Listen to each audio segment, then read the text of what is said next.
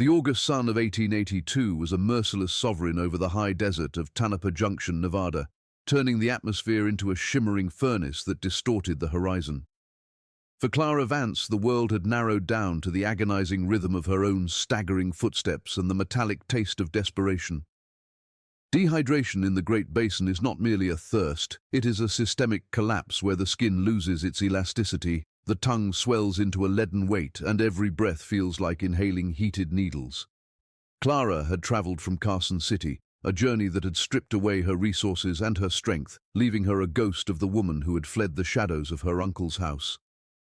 As she stumbled into the dusty settlement, the scent of parched earth and sagebrush was overwhelming, and the sight of the wooden livery stable appeared less like a building and more like a sanctuary. She was beyond the reach of social graces or the preservation of her own pride. She was a biological machine failing for lack of fuel, and the stagnant water in the trough outside the stable was the only miracle she required. She collapsed by the trough, her knees striking the hard-packed dirt with a dull thud that sent a jolt of pain through her skeletal frame. The water was a murky, stagnant green, filmed with a layer of algae and the dust of 100 passing wagons, yet to Clara it looked more precious than liquid gold. Her hands shook with a violent tremor as she cupped the tepid liquid, but before the first drop could touch her cracked, bleeding lips, a shadow fell over her. A hand, calloused and firm, caught her wrist with a grip that was authoritative, yet devoid of malice. "Don't drink that, miss," a voice boomed, a deep resonant baritone that cut through the haze of her delirium. "That's for the stock, and it'll rot your gut before the sun sets." Clara looked up, her vision blurring as she tried to focus on the figure looming above her. He was a man carved from the very landscape he inhabited, tall, broad-shouldered, and wearing a hat that had seen better decades. His eyes were a startling, vibrant green, possessing a clarity that seemed impossible in this dust-choked town. His name was Silas Thorne, a man whose presence carried the quiet weight of someone who understood the brutal mathematics of survival in the West. Seeing the absolute hollow in her cheeks and the frantic, animalistic light in her eyes, Silas didn't wait for her to argue. He reached for the heavy tin canteen at his hip, uncorking it with a practiced flick of his thumb. He didn't hand it to her immediately. Instead, he knelt in the dirt, supporting her trembling arm as he brought the rim to her mouth. The water was clean, miraculously cool, and tasted of deep mountain wells. Clara tried to gulp it down with the ferocity of the dying, but Silas pulled back gently, his expression one of focused concern. "Steady now," he cautioned, his voice softening. "Your body isn't ready for a flood. Small sips, or you'll find yourself doubled over in the dirt." He watched her with an intensity that wasn't predatory, but rather the keen observation of a rancher assessing a creature in distress. He saw the quality of her tattered traveling dress and the refinement in her features, realizing that this was no common drifter, but a soul caught in a terrible storm of circumstance. Once the immediate fire in her throat had been dampened, Silas stood and offered a hand that looked capable of snapping a pine branch, yet he waited with immense patience for her to take it. Clara hesitated, the heat of shame rising to her face as she realized how she must appear, covered in the grime of the road, her hair a matted nest of dust.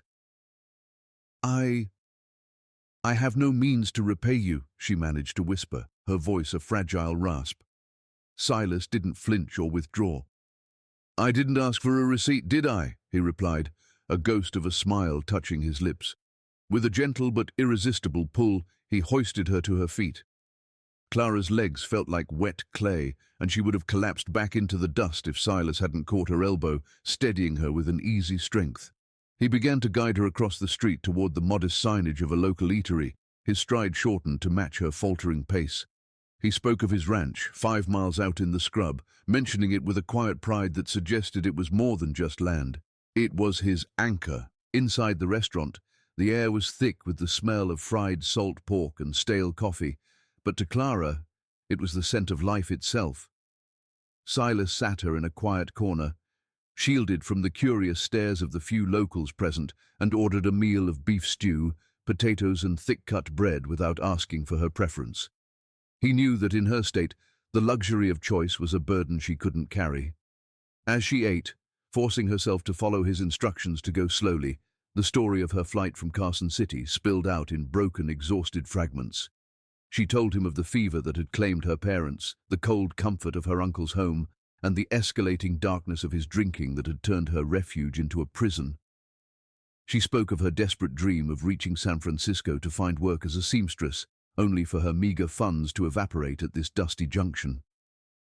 Silas listened in silence, his green eyes reflecting a deep, wordless understanding of the ways the world could break a person if they had no one to stand beside them. After the stew had brought a faint glow back to her skin, Silas leaned back, his expression turning thoughtful.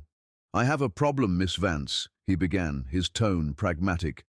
"Ever since my sister married and moved to the Comstock Lode, my ranch house has been losing the war against the dust. I can handle the horses and the cattle, but I'm a disaster with a broom and a cook stove. I need someone to manage the household, and you need a way to get to California. I'll pay you $20 a month plus your own room and board. If you don't care for the work or the company after 30 days, I'll buy your stagecoach ticket to the coast myself." Clara stared at him, searching for the hidden trap, the ulterior motive that a woman traveling alone learns to expect. But Silas Thorne met her gaze with a terrifying honesty. He wasn't offering charity. He was offering a partnership built on mutual necessity. "Why help me?" she asked, her voice finally steady. Silas stood, adjusting his hat.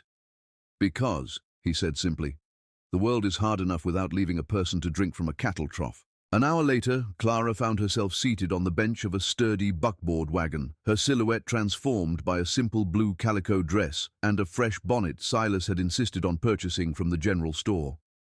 As they crested the final rise toward the Thorne Ranch, the landscape opened up into a rugged, breathtaking expanse of silver-green sage and distant snow-capped peaks. The house was a fortress of timber and stone, standing defiant against the vastness of the Nevada sky. Though the interior was indeed choked with the neglect of a bachelor's life, dust motes dancing in the afternoon light and a mountain of unwashed tin plates in the kitchen, Clara didn't see a mess. She saw a canvas. Silas showed her to a small, clean room with a view of the rolling hills and told her, with a gentleness that surprised her, that she was to rest until morning. As the door closed and she sank onto a real mattress for the first time in weeks, the tears finally came. Not of sorrow, but of the overwhelming realization that she had been pulled from the edge of the abyss and given a place to belong. The transformation of the Thorne Ranch did not happen with a single sweep of a broom, but through a calculated daily war against the encroaching desert. Clara woke with the first grey light of dawn, her body still aching from the journey, but her mind fueled by a newfound sense of agency. She began in the kitchen, the true heart of any frontier home, which had become a graveyard of cast-iron pans and dried grease. In 1882, keeping house was a feat of physical endurance. There were no modern detergents, only the harsh reality of lye soap that bit into the skin and heavy buckets of water hauled from the outdoor pump. Clara scrubbed the wooden surfaces until the natural grain reappeared from beneath years of neglect, and she tackled the wood-burning stove with a mixture of vinegar and wood ash until it gleamed. She found a rhythm in the labor, a psychological anchoring that replaced the chaos of her flight from Carson City with the predictable geometry of a clean room. By the end of the first week, the bachelor's den had been exorcised. The windows, once opaque with dust, now allowed the Nevada sun to pour across floors that smelled of cedar and hard work. While Clara reclaimed the interior, Silas Thorne operated in the brutal, beautiful world of the rangeland. His ranch was not a sprawling cattle empire, but a specialized operation focused on mustangs and quarter horses, breeding animals with the stamina to survive the high-altitude winters and the agility to navigate the rocky scrub. Silas was a man of few words, but profound observation, a trait often found in those who spend more time with livestock than people. He watched the smoke rising from the chimney each evening with a growing sense of wonder. For years he had returned to a cold, silent house, eating salted pork straight from the pan.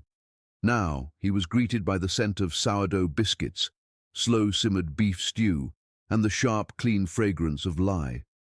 He noticed the subtle shifts, the way his socks were now neatly darned, the way the heavy curtains had been beaten free of dust, and the way Clara began to keep a meticulous ledger of the household accounts. He saw her not just as a hired hand, but as a force of nature that was slowly turning his house back into a home. Their evenings became a sanctuary of shared histories and quiet revelations. As they sat across the kitchen table, the lamplight flickering against the log walls, the barriers of their disparate pasts began to erode. Clara spoke of her father, a man who believed that education was the only true currency in a changing world, and the crushing weight of grief that followed the fever. She touched upon the darker psychology of her experience in Carson City, the way her uncle's drinking had warped his character, turning a once kind man into a predator of shadows. "I wasn't brave when I left," she confessed one night, her voice barely a whisper above the crackle of the hearth. "I was simply terrified of what I would become if I stayed." Silas, leaning back in his chair with a cup of black coffee, shook his head. "Bravery isn't the absence of fear, Clara. It's the decision that something else is more important than that fear. You chose your life over your safety. Most folks never have the stomach for that kind of gamble." His words weren't just a comfort. They were a validation that reshaped her self-perception from a victim to a survivor. The shift in their relationship solidified during a massive September line storm that tore across the Great Basin with the fury of a biblical plague.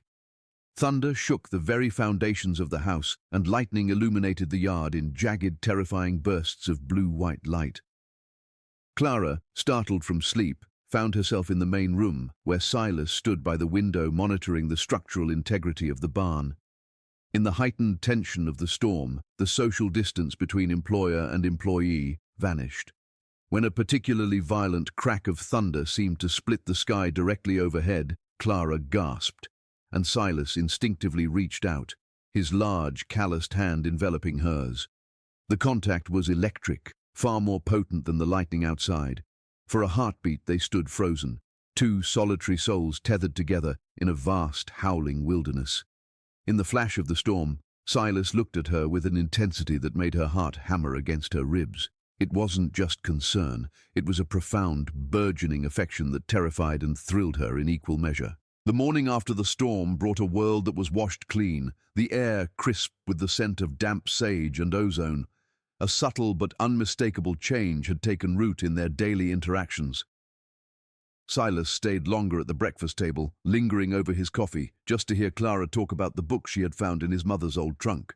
Clara, in turn, found herself taking extra care to smooth her hair and wear the soft blue calico dress that Silas had bought her, a garment that made her feel less like a refugee and more like a woman of substance. When Silas mentioned an upcoming trip to Tonopah Junction for supplies and an invitation to the harvest dance, the air between them felt charged with unspoken promises. He wasn't just asking her to help load the wagon, he was asking her to step back into the world by his side.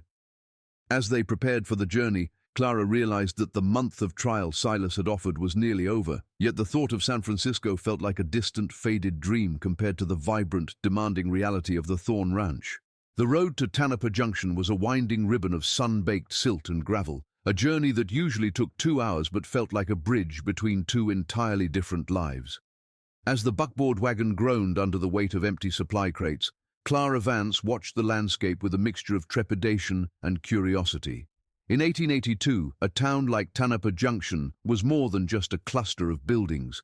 It was a psychological pressure cooker where the rugged individualism of the frontier met the rigid social hierarchies of the East. Silas Thorne handled the reins with a casual mastery, pointing out the boundary markers of the neighboring cattle kings, empires built on the open-range philosophy that was slowly being strangled by the introduction of barbed wire. Clara felt the weight of her own history as they approached the bustling main street. She was no longer the broken woman who had crawled toward a water trough, but she was acutely aware that in the eyes of the town she was merely the help. Silas, however, seemed determined to dismantle that perception. He parked the wagon with a flourish and helped her down, not with the perfunctory tug of an employer, but with the lingering, steady support of a gentleman. Inside the Sterling General Store, the air was thick with the scent of roasted coffee beans, bolts of imported calico, and the metallic tang of hardware. It was here that the social order of the territory was most visible. As Silas introduced Clara to the shopkeepers, he pointedly omitted the word housekeeper, introducing her simply as Miss Clara Vance. The local gossips, paused over their selections of lace and flower, watched with predatory interest. The tension reached its zenith when Lydia Sterling, the daughter of the local land baron and the store's namesake, glided toward them. Lydia was a woman of curated beauty, dressed in a walking suit of emerald silk that signaled her family's dominance in the local hierarchy. Her family's ranch, the Sterling Cross, represented the old guard of Nevada, vast, wealthy, and ruthless. Lydia had long viewed Silas Thorne as a prime candidate for a strategic marriage that would merge their lands. She looked at Clara's simple attire with a calculated, pitying smile. "I heard you'd finally found someone to manage that dusty barn of yours, Silas," she remarked, her voice like honey laced with arsenic. "It must be such a relief to have a professional servant to handle the domestic trifles." The silence that followed was brittle. Clara felt the familiar burn of shame, the ghost of her uncle's disparaging voice echoing in her mind. But before she could retreat into the safety of silence, Silas stepped forward, his green eyes narrowing with a quiet, dangerous intensity. "You've been misinformed, Lydia," he said, his voice carrying to every corner of the store. "Clara isn't a servant. She's the person who made my house a home again, and she has more grace in her smallest finger than most folks have in their entire pedigree. If she attends the harvest dance this weekend, she'll be doing so as my guest of honor, not as anyone's subordinate." The declaration was a social earthquake. In the late 19th century, such a public defense was a form of calling the colors, an unmistakable signal of romantic intent. Lydia's face hardened into a mask of aristocratic disdain, but she knew better than to push Silas when he wore that particular expression. After they left the store, Silas didn't apologize for the confrontation. Instead, he led Clara to the town's premier dressmaker and insisted on commissioning a gown of midnight blue silk, an expense that would have taken Clara months to earn. "Consider it a bonus," he said firmly when she protested, "for teaching me that a man doesn't have to live like a hermit to be a rancher." The night of the harvest dance arrived with a crisp autumnal chill that made the lanterns hanging from the rafters of the town hall glow with a welcoming warmth. The building was a symphony of fiddle music, the rhythmic stomping of boots, and the high-pitched laughter of children. Clara felt like an imposter in her silk gown, the fabric cool and heavy against her skin, until Silas entered the room. He had traded his work clothes for a dark frock coat and a clean white shirt, looking less like a rugged horseman and more like a man of significant stature. When they stepped onto the floor for the grand march, the room seemed to tilt.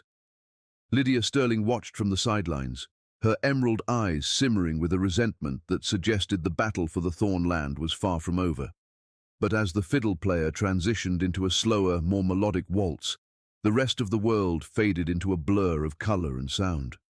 Silas held her with a reverent distance, his hand on her waist a steadying anchor.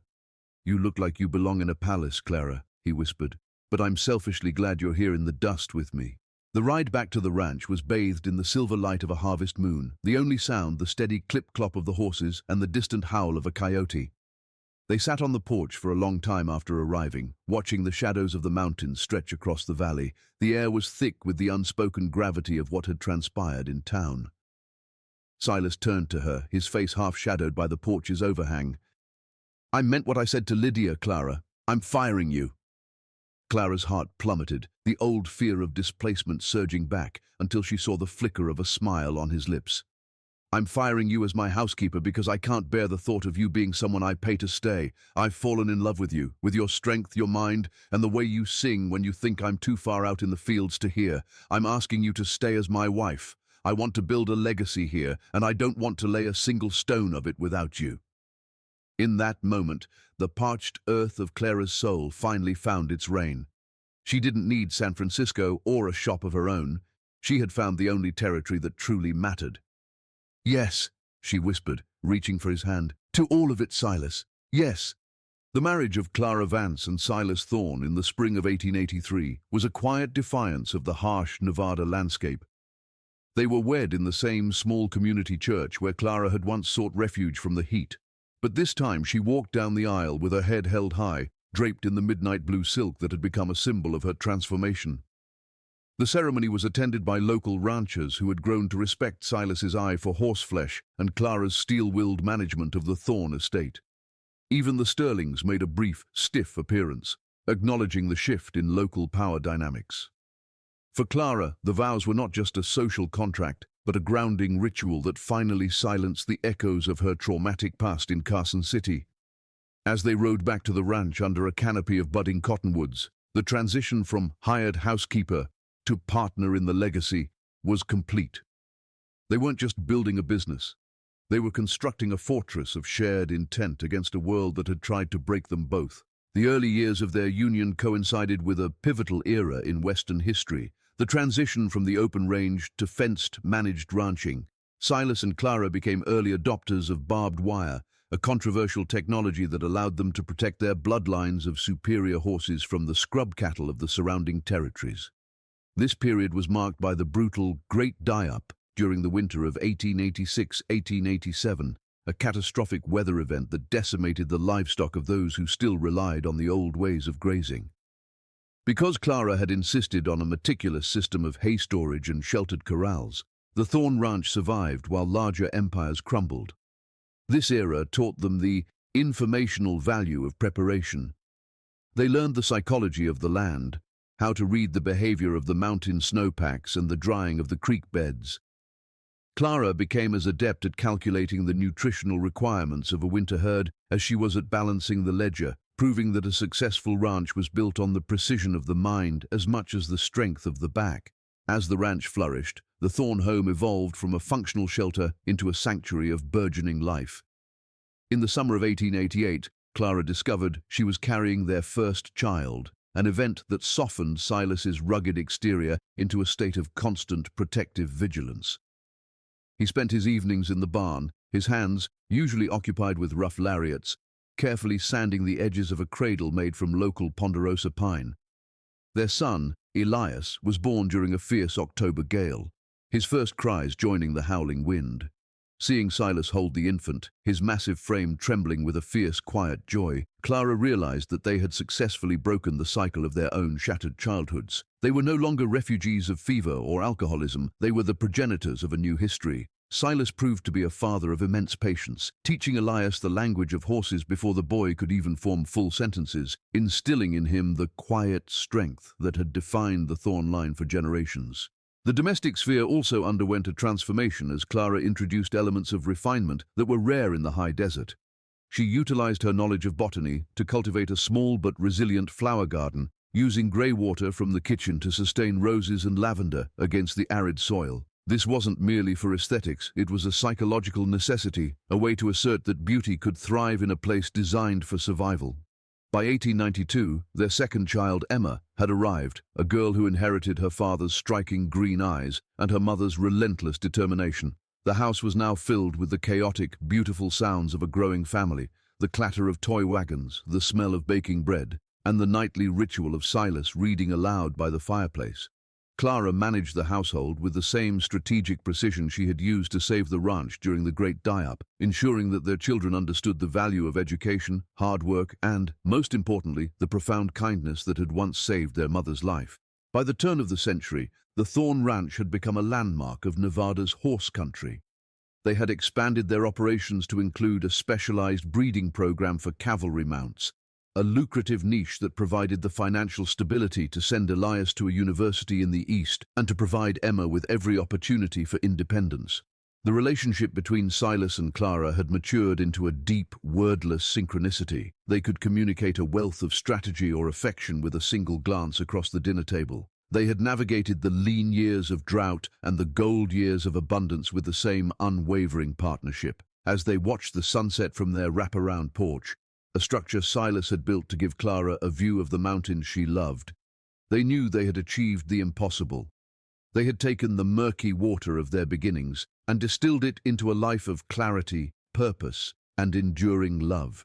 The arrival of the 20th century brought the distant roar of progress to the quiet hills of Nevada, signaling the end of the pioneer era and the birth of a modern age. While the world beyond the ranch was beginning to experiment with horseless carriages and the frantic pulse of the Industrial Revolution, the Thorne Ranch remained a temple of the elemental relationship between man, horse, and earth. Elias Thorne had returned from his studies in the East with a mind for modern agricultural science, integrating crop rotation and advanced irrigation techniques that ensured the ranch's sustainability for another century. Emma Thorne had bypassed the traditional expectations of marriage, becoming a legend in her own right as a horse whisperer, whose skill with wild mustangs was sought after by buyers from as far away as Europe. Clara watched her children take the reins of the legacy with a sense of profound, quiet satisfaction. She no longer saw herself as the woman who had fled Carson City in a haze of fear, but as the matriarch of a dynasty built on the bedrock of a single act of mercy. The house was now a living archive of their shared history, filled with the artifacts of a life well lived, the worn ledger books, the hand-carved furniture, and the vibrant gardens that still bloomed defiantly against the desert's edge. Time, however, was as relentless as the Nevada sun. By the winter of 1910, the iron in the blood that had sustained Silas through decades of ranch work had begun to soften under the weight of his years.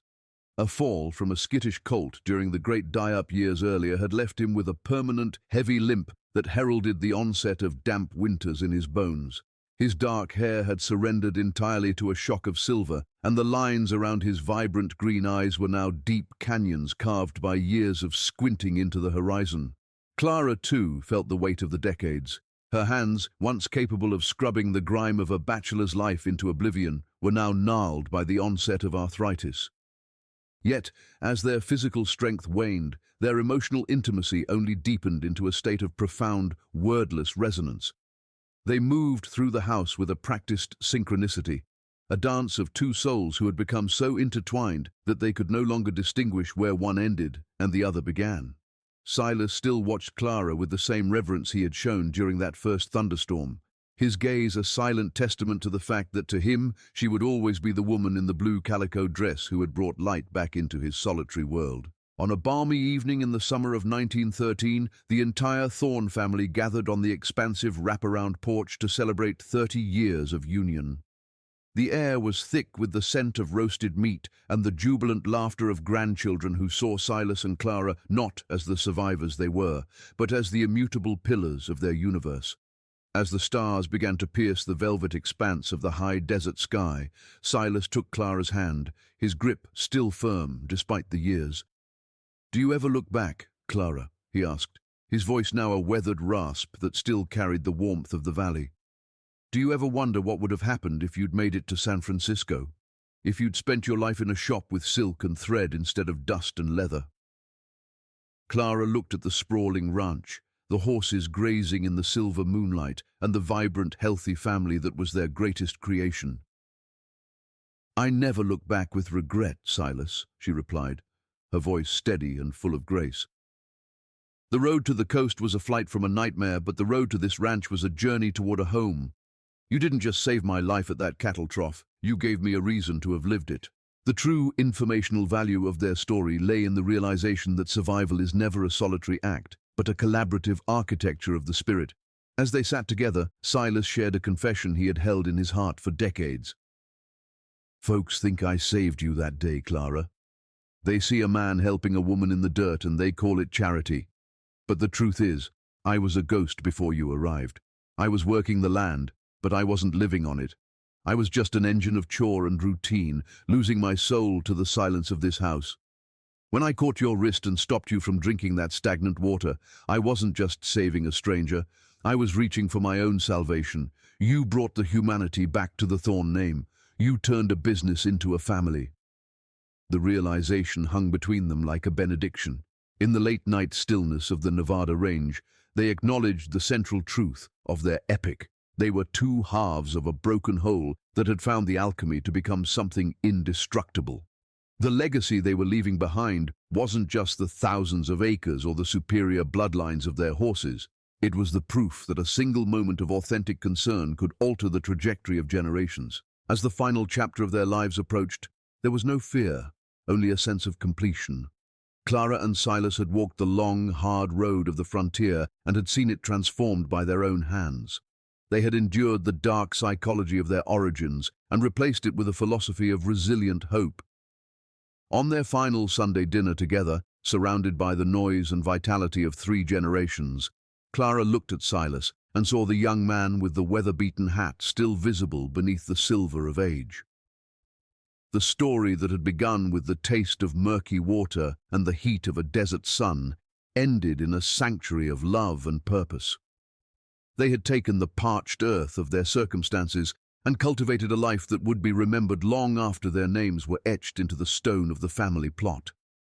As the Nevada night descended, vast and beautiful, Clara rested her head on Silas's shoulder, closing her eyes to the sound of the life they had built. They had done more than survive. They had thrived, proving that even in the harshest wilderness, the human heart, when given a drop of kindness and a place to belong, can bloom into something eternal.